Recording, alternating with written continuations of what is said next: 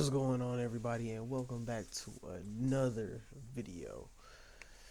Today, we gonna be looking at the street image obsession is slowly dying, and it's about time. I don't know about y'all, but I'm so tired of us destroying us. You feel me? Like, why can't we just be great? Why can't we all be successful? Why there gotta be beefs and animosity and violence between common individuals? To me, it's so unnecessary, especially when we already got other cultures and other communities coming down on us trying to disrupt our space. But then, if we can't respect ourselves, if we can't love ourselves, if we can't appreciate ourselves, then how do we gonna expect anybody else to do that? So, without further ado, let's get into it. I'ma say this. The streets are dead. People gonna snitch. People gonna die. People gonna end up in jail. Let's just do some real stuff. Learn day trading. Learn how to be in construction and build for real. We got all these youngsters claiming streets, claiming blocks, claiming colors, claiming sets, but nobody claiming morals, nobody claiming honor, nobody claiming pride, nobody claiming wisdom. We need the streets turn into a bunch of lost souls pulling triggers without thinking. And I keep hearing like a lot of people saying that the streets are dead, but if you ask me, I don't think it's that the streets are dead because violence still exists. I think the obsession with the streets are dead. You get what I'm saying? Because at the end of the day, people are just tired of all the destruction that it causes. I'll be completely honest with you. I don't even know how people can be so reckless with their freedom. I don't get it. But at the same time, I'm just happy that people are getting sick of the obsession. I'm just happy that people are just waking up, bro. Now, I will say this, you know,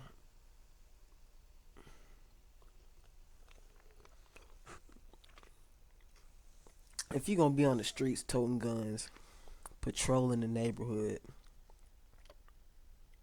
turning the neighborhood into a war zone, why not just go into the army, bro? Just go into the military. They'll pay you to do the same thing overseas. You get to travel, you get to see the world, expand your horizon. My bad, I got this thick peppermint in my mouth. Whoa. Whoa.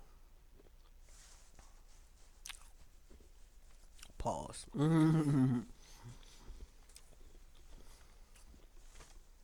But I just had that peppermint in my mouth. But anyway,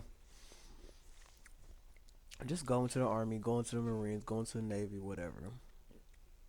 And I do understand when I was younger, it was hard for me to conceptualize, fighting for a country that wasn't really fighting for me. But the thing is,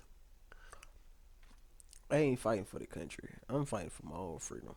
I'm fighting for my own ability to make whatever choices I want to make any decision I want to make, being able to continually have my own freedom, the freedom to come home and relax, not be in no jail cell with somebody else telling me when to eat, when to sleep, when to use the bathroom, when to shower, and all this stuff. Nope. I appreciate my freedom right where it's at. I appreciate my freedom of choice. That's what I appreciate most. So, for anybody, any young person that's, not in the best of financial situations, I promise you there's a way out of it. There's a way through it without you having to risk your freedom, your life, or your legacy. I promise you. I promise you. But the streets don't love you. They never will. And especially when you fighting over a block that you don't even own. You have no ownership, no stake, no investments in none of those buildings. and not a single brick, not a single road, not a single sidewalk, not a single blade of grass. There is literally nothing there for you to be fighting for. Nothing. The only thing you fighting for is pride, ego. I I was there. You feel me? I understand. But at some point, it gotta stop. At some point, we cannot continue to let the cycle keep going. But that's it for that. I'm gonna let the video play. Now, if you've been paying attention to social media the last few years, especially since the pandemic, you've probably noticed a shift. The street image doesn't hit the same way it used to. Not because violence disappeared, but because people are exhausted by the damage it's caused in real life. Everything feels louder, more reckless, and harder to defend. So even though the violence is still there, the obsession behind it is slowly starting to die out. Now, for most people, And then on top of that, you got all this social media stuff. You got these cameras everywhere. Everybody got a camera in their hand. So ain't no telling who recording what. Everybody got is a witness and they got evidence. And not only are you worried about somebody else recording you, a lot of the times people recording themselves. People recording themselves doing this, fighting with the ops, getting into gunfights, shooting things up on the street, whatever the case is. People is already out here recording themselves doing it, so they incriminating themselves. You ain't gotta worry about nobody snitching on you for real. People will do it though. People will 100% still snitch on you, but 9 times out of 10, you done already told on yourself. The government watching your phone, they done seize your assets, they look through your videos, they see your online presence, they see your IGs, your Facebook, your YouTubes, what TikToks, whatever. They see it, and you out here committing a crime for clout. Insanity. I know I'm gonna sound old for saying this, but back in the day, when people did stuff, it was to not be seen. It was doing things to be incognito, to be under the radar. You ain't want to see not one camera, especially the one in your hand. But man, the hardest drug right now is clout, and people do some crazy stuff for clout. So we'll just continue. street lifestyle isn't something they actually lived. It's something they were first introduced to through media, movies, rap videos, documentaries. After the rise of NWA in the late 80s, what started as raw storytelling from places like Compton and South Central LA slowly turned into something else, the birth of gangsta rap. As that sound grew, major corporations stepped in, the streets got commodified, and the hood turned into something you could package and sell. A genre that was originally created to amplify black voices eventually became a product in a much bigger business game. But underneath all that, the truth was always simple. This started with inner city kids rapping about what they're seeing every single day, whether it was violence, poverty, drugs, survival. Those stories resonated and they eventually took off. The same neighborhoods that were once feared suddenly became marketable to the mainstream.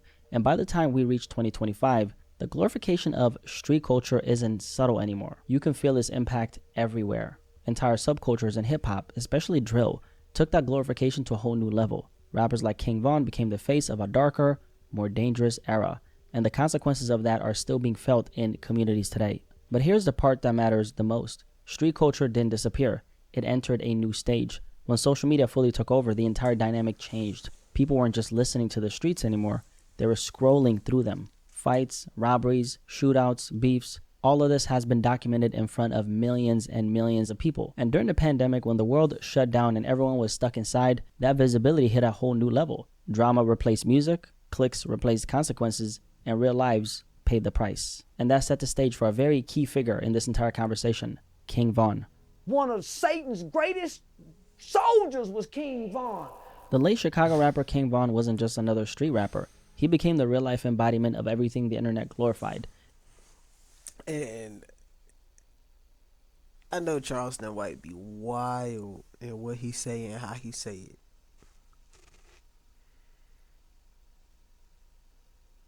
But you can't really say what he's saying is untrue, false.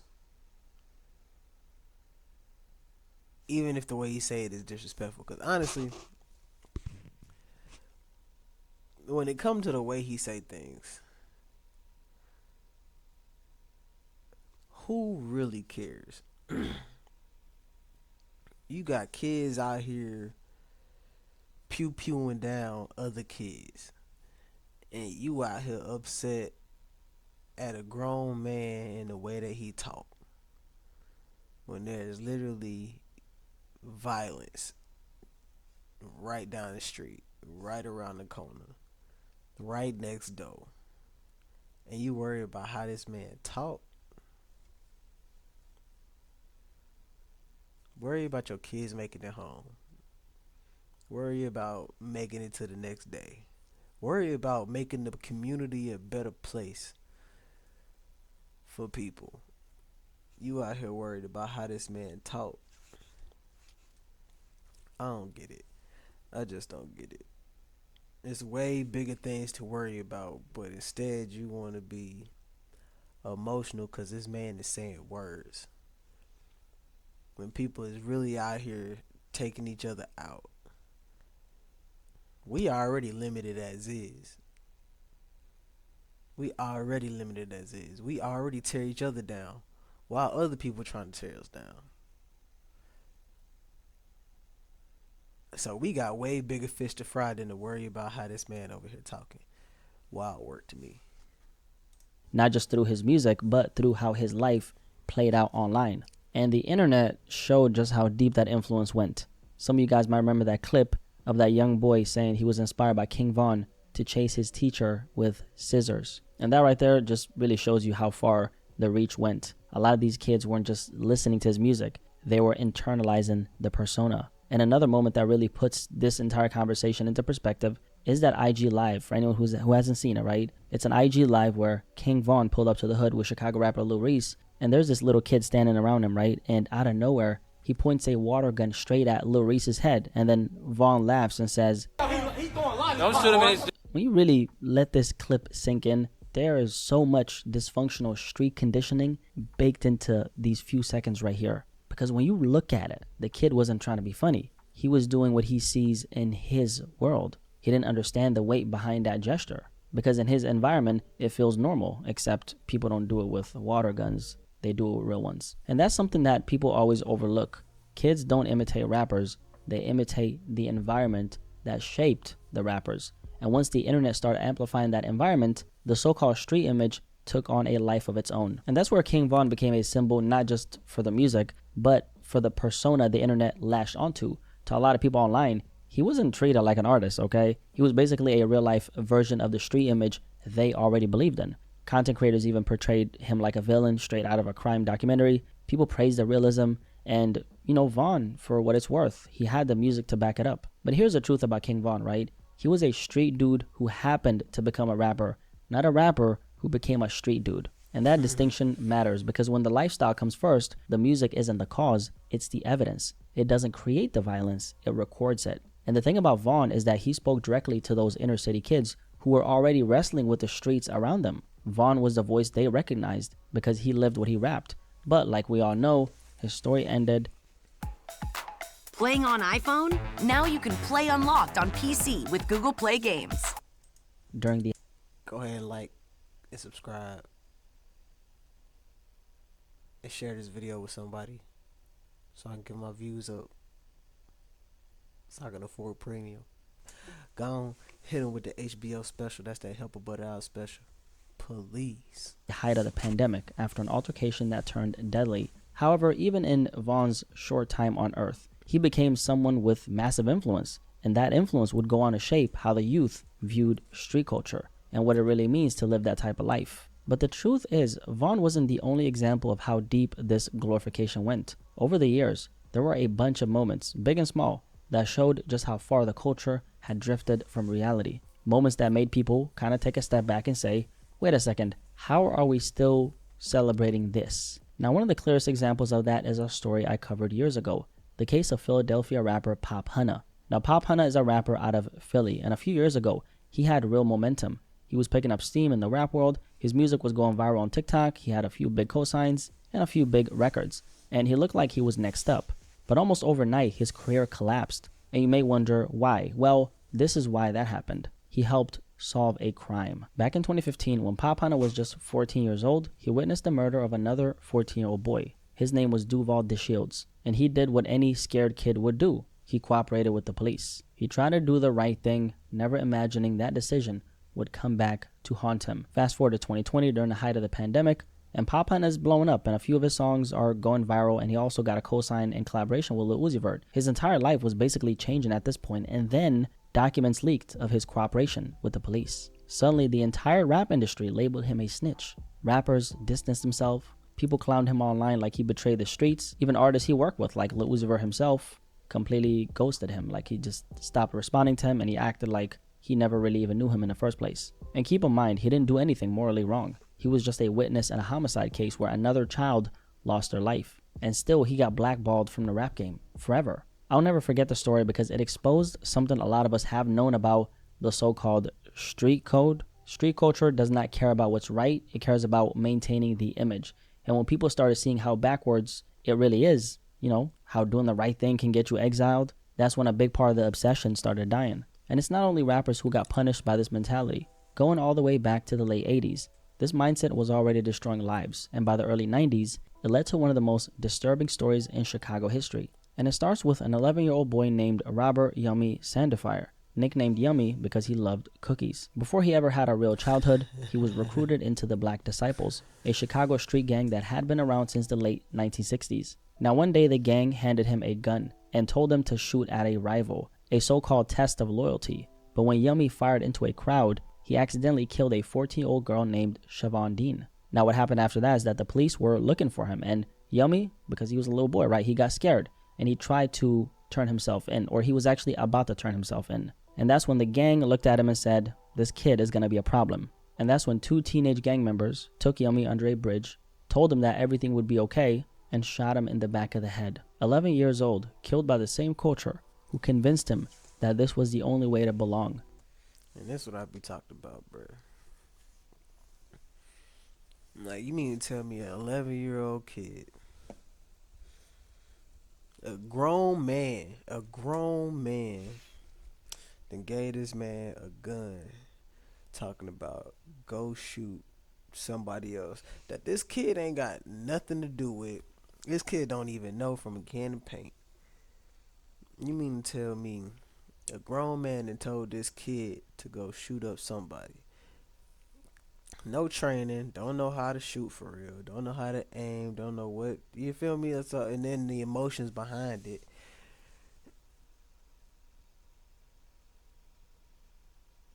Like, this just, stuff like that just don't make sense, bro. For what? To seem cool? That don't even seem cool to me. That don't even seem cool to me. Giving an 11-year-old kid a gun, talking about go shoot the op. Why you ain't do it? Why you ain't? That's your op. It ain't got nothing to do with me at 11 years old. It ain't got nothing to do with me. That's your op. Them your people that you don't like for your reasons. It ain't got nothing to do with me. But you expecting me to not like them just because you don't like them.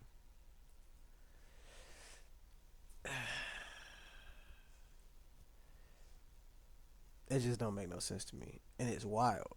It's wild that our community put people of our community in those types of situations. And then when it don't go the way they want it to, you just take them out. That's wild work to me. That's wild work to me. So again, how can anybody respect us if we don't even respect ourselves? That's just crazy. That's just crazy work. People be wanting power and control or whatever. Power and clout is a dangerous drug, my people. I'm telling you. I'm telling you, for you to send an 11-year-old kid to go handle your dirty work. Wild. And once upon a time, this is the crazy thing. Once upon a time, bro, like these gangs and all this stuff, these was like community driven projects because wasn't nobody else finna help us, so we had to help ourselves. But at some point, we started fighting over territory again that we don't own.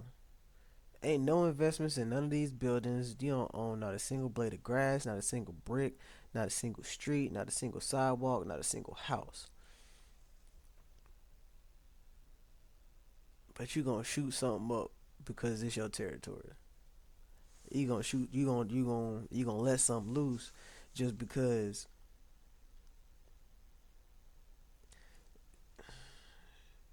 Just because somebody on your stomping grounds. It ain't even your stomping grounds.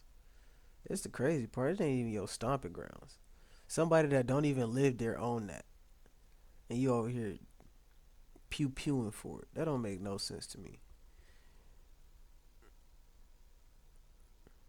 It's a lot of undeveloped frontal lobe activities going on. And the sad thing is, some people never develop it. Some people never even get the chance to develop it. For example, this 11-year-old kid. And then you got 14-year-old kids handling their business. Then you got rappers out here like Lil TJ talked about, I did a bid at 14. Like, that's cool. Like, that's something to brag about. Bruh, you gave up your freedom at 14 years old. You mean to tell me that's cool? You had to go somewhere where you got another grown man telling you what to eat, when to go to bed, and you telling me that's cool? Man, you should have just stayed at home and let your parents tell you that. Now you gonna let some other person tell you that they ain't got no interest, that ain't got best interest in your heart, that don't care about you, that really want to see you fail. So you would rather go and put yourself in a position to listen to somebody that don't care about you than continuing to be in a position where somebody do care about you. Crazy work to me. If you're gonna do it, that's what you're gonna do. I can't stop it. And that's the truth about the streets. They don't mentor kids, they recruit them. They don't protect kids, they sacrifice them, all for a reputation that was never real in the first place. And here's the thing, stories like this didn't just expose the truth anymore, right? After a while, they stopped feeling shocking and started feeling familiar. Same outcomes, same funerals, same wasted potential. And when you grow up watching the same endings play out over and over again, at some point, it stops feeling aspirational and it starts feeling exhausting. That's why you're seeing something change. Even people who once fell for the image are starting to realize there's nothing powerful about throwing your life away for the streets and the image that comes with it. But this is where things get more complicated because not everyone who ends up in the streets is there for the same reason. Yes, for some people, for a lot of people, it really is survival, limited options, real economic pressure, growing up feeling like the world was already stacked against you. And when someone lives in that headspace, when it feels like you don't have much to lose, that's when you start seeing what people call crashing out. Crashing out is when someone moves off pure ego or emotion with zero thought about what comes next. Essentially, they make a very irrational decision and throw their entire life away. But here's the part that a lot of people don't really like talking about. When it comes to the majority of these cases that we're seeing now of a lot of these young kids crashing out, it's not survival driving their behavior. It's something else. There's another group, a huge group that barely gets mentioned. Kids who actually come from decent homes, parents who care, food in the fridge, a bed to sleep in. They're not running from hunger. They're not running from danger. They're running from being a nobody. And if you live in the burbs, if you stay in the suburbs, man, your parents done made it out the hood. Your parents done did what they could to make it out the hood. Don't bring the hood to their house. That's the most disrespectful thing you could ever do to your parents. That's the most disrespectful thing you could do to the legacy your parents done tried to develop and to build. If they made it out the hood, why are you trying to go back? For what? For clout? Man, sit down, bruh. Sit down. I never want my kids to grow up in the hood. And that is me. I don't care what nobody else say. You could say, oh, you didn't turn your back on the hood. No, I didn't. I turned my back on danger. I turned my back on looking over my shoulder every day. I turned my back on, being in that mindset of just fight or flight all the time. No. That ain't what I'm here for. I done did therapy. You feel me? I done did a lot to be able to really live a better life. And I'm not finna let my kids go into what I had to fight to get out of. Not happening. And sometimes I'll be like, I'll go back to the hood to buy the hood. But man, look,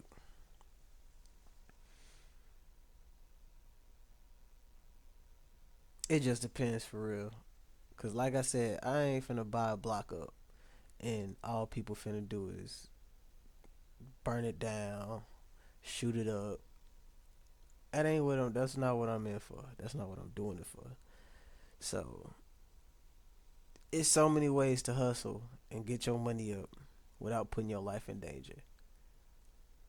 And I ain't even a flashy kind of dude. I ain't trying to be out here showing everybody what I got and doing all this other stuff, because jealousy is a real thing, envy is a real thing, and people will 100% try to take what you got. And so I'm all about building with my brothers. Don't get me wrong. I'm all about building with my brothers. But I'm not finna sacrifice my longevity. I'm not finna sacrifice anything I didn't work for the sake of making somebody happy, for the sake of wanting somebody to wanting me to have somebody call me their friend or something. Nah, I can't do that. I can't do that. I gotta feed what feeds me. And if people, the hood, whatever ain't feeding me, then I can't do nothing with it. I can't do nothing for it. I just can't. And love me or hate me, but I got kids to raise. I got a family to feed. And there's a certain lifestyle I want to live. And I promise you, hearing gunshots every day, looking over my shoulder, trying to see if the police trying to, gonna confuse me for somebody else, ain't it. I'm gonna tell you that right now. That ain't it. Our ancestors worked way too hard to get through slavery, to get through civil rights, for us to just do what we doing right now. Like, it's wild work. And it was a big eye opener going to the National Museum of African American History and Culture in Washington D.C. The same museum Trump talking about demolishing and getting rid of, because they trying to wipe our history literally out of American history. Crazy work. Crazy work. And the thing is, if we African Americans, and we are part of American history. So say what you want to, but African American history is American history. And I don't believe we should be reduced to just a single month out of 12 months.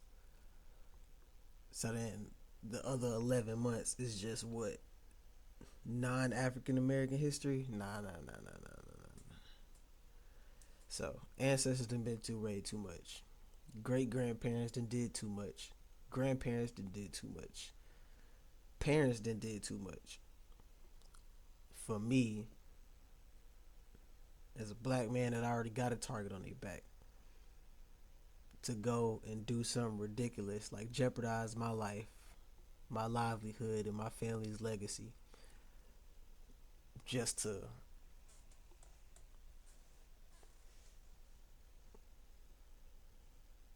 have relevance to somebody that don't care about me for real. Because I promise you, you relevant. You are 100% relevant already. It don't matter what you got. It don't matter who you know. You are relevant.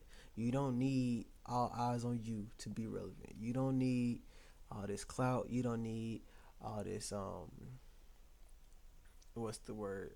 All this attention, all this violence, all this drama to be relevant. You don't need it. That's just ego and pride talking. And honestly, that's just a deeper feeling of selflessness. That ain't nobody's fault but your own. If you don't see your worth, if you don't see what you're capable of, and that you have relevance, then I understand your decision. But I need you to understand that you are relevant. And you deserve better from yourself. So I'm gonna just leave it at that for now. And this is what the majority of these crash out cases looks like now. It's a bunch of young lost souls ready to crash out over something minuscule, trying to find themselves through killing another person, because that's the only time they feel a sense of worth. When you feel invisible in every part of your life, the streets promise something fast: status, fear-based respect, and identity. So a lot of these kids aren't choosing the streets because they have to. They're choosing it because they want to be seen. And that's why this new generation of young criminals are especially dangerous. A lot of these young kids are so overstimulated that they don't even have the capacity to think beyond the few seconds it takes to take another person's life. So the obsession with the street image has shifted into something even emptier, chasing validation instead of escaping poverty. But there's another huge part of this: the illusion. One of the biggest stories this year exposed that perfectly. Young Thug, a rapper who built his entire career on the image of being powerful, respected, and deeply connected to the streets. He spent over 900 days in jail, hit with a massive RICO case, and was praised for standing on the so-called street principle, especially while distancing himself from Gunna for allegedly breaking them. Then came a very big story, which was the leaked interrogation audio. Clips that appeared to show Young Thug cooperating, name-dropping, talking to detectives, saying he'd talk as long as the world never found out. Long story short, Young Thug, the guy who people pointed to as real street rap, had to fight hard just to protect his image. And that's when a lot of people checked out. Because to most people now, it doesn't look powerful. It doesn't look solid. The streets look sloppy. It looks insecure. And once you see that, the question simply becomes, what does being in the street actually contribute to the world? I mean, let's talk about it. You end up broke, you lose your freedom, you cut your life short. And here's the thing, which is something a lot of people don't talk about. A lot of people in this younger generation, and I'm talking about, people like us, I'm not talking about the crash outs, we want better for ourselves. And that's not because we're soft, but because we've seen what this mindset does to so many communities. And here's the thing, at some point, you gotta call a spade a spade. The streets are lame. I mean, think about it. You're willingly putting yourself in a position where another man controls your freedom, your schedule, your future, your life, and your booty. I mean, is it really worth losing your peace, your freedom, and your... Whoa, bro.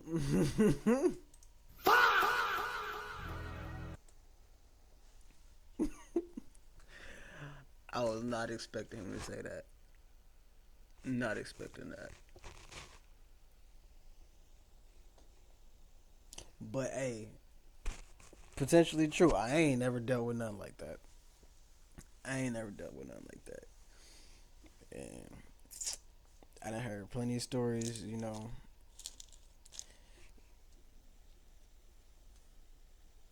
Even one of my homies, when he did his little bit of time, you feel me?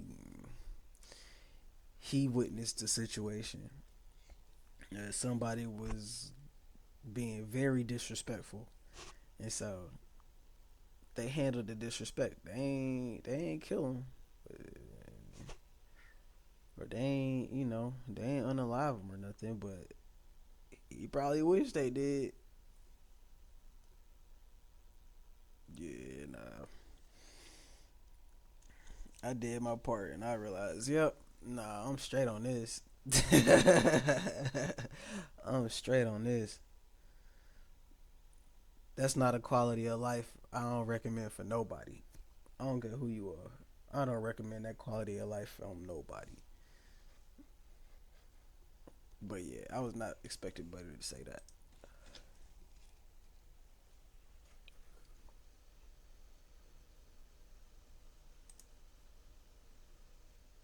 Oh, there you go. Turn on you the second those football numbers future, just to earn the respect of other men who would turn losing your peace, your life, and your booty. I mean, is it really worth losing your peace, your freedom, and your future just to earn the respect of other men who would turn on you the second those football numbers get thrown on the table? I don't really think so. Also, let's just talk about the fact that people are exhausted. If you grew up in a neighborhood that, let's say, had a bunch of gang activity, or if you're connected to that through, let's say, family or friends, you've seen what it does. You've seen the funerals, you've seen the trauma, the same cycle repeating itself over and over again. And over time, normalizing violence doesn't just hurt people, it kills entire communities out. You start seeing food deserts, businesses pulling out, resources disappearing because they don't want to keep losing money in places where chaos is normal. And that's another illusion people are waking up from.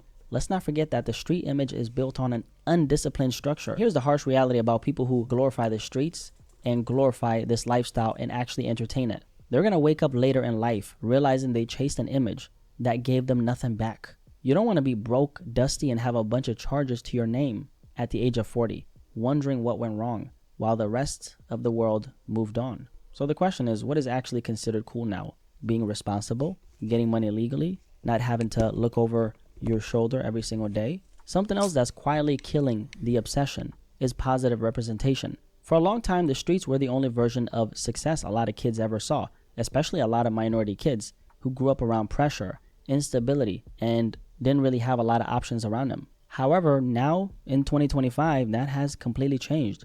As an example, let's take a look at someone like Kai Cenat. He built a $1 million empire off of doing something fun, not violent, not criminal, not destructive. And that is very important, and that matters. Because when kids see someone who looks like them winning without chaos, without destruction, without throwing their life away, it expands their mind into understanding what's possible for them. Once other paths to success become visible, the other path doesn't look all that appealing. If you look around today, a lot of young people want to do social media. They want to become entrepreneurs. They want to do content creation, or actually something stable like getting a CDL or learning a skill, starting a small business, building something they can actually live off. They want a future, not a funeral. And as long as we keep exposing the truth, as long as we remind people what the streets really take from you, fewer kids are going to feel the need to prove themselves through destruction. I do also want to emphasize that now more than ever, a lot of young black men are choosing peace. A lot of young black men are saying, I'm not going to be in the streets, because they've seen what it's done to the people that they love. They're choosing purpose. They're choosing a legacy, because at the end of the day, real strength is building an actual life, not a life in the streets, because that lifestyle always comes with an expiration date. And that's why I believe the street image obsession is slowly dying. But hey, what do I know? You tell me. Do you think the street image obsession is finally losing its grip on society or not? If you made it this far, definitely drop a like on this video. Clearly, this conversation resonated with you if you made it till the end. Y'all let me know in the comment section below what you think about this topic, and I'll catch you guys on the next video. Peace. I'm out. Yeah, for real though. Facts. Like, yeah, basically it. Just leave it at that. Like, there's way too many opportunities out here to be successful besides trying to live a street life. And the best part about it is you don't even need to go to college for real. You don't need to, there's a lot of things you don't need to do to be successful anymore.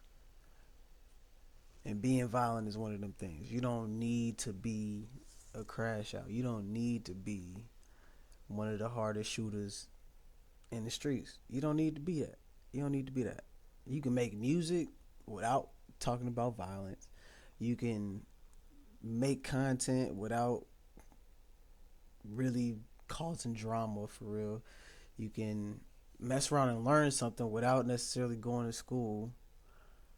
So the opportunities now to be successful, way more than what it was in like 90s, 80s, 70s, whatever the case is. You got so many people out here, like you said, business owners, entrepreneurs, content creators, just really being successful at their craft. It don't take violence no more. It don't take drama. It don't take drugs. You feel me? It don't take all that no more. So whatever you appreciate doing, do it.